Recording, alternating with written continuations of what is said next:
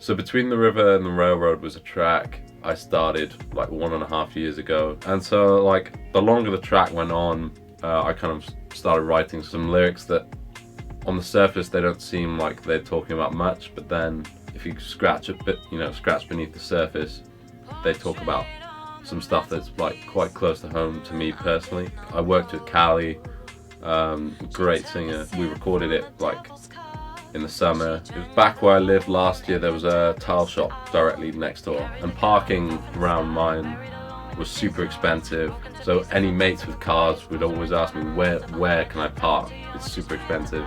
It's also quite far away. So we came up with an idea that was, I don't want to say illegal, but it's frowned upon, certainly. The tile shop next door had the customer-only parking.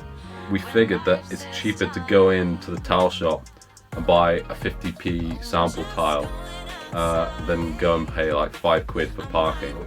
This happened a few too many times, and I ended up with about 30 tiles in my bedroom. Like, what do I do with all these tiles? And so then I came up with the idea. It kind of clicked in my head, and I don't know quite what I was thinking, but I took a bunch of pictures of square tiles. Like, these are like some of them there. I cropped them into squares, color graded them, and then made this whole sort of stock animation video from them. And they were like 530 individual frames that I had designed. So for example, like if I go like to the beginning, like that is a frame that I had to make, export. That is another frame that I made and exported, and it goes on, for 530 frames.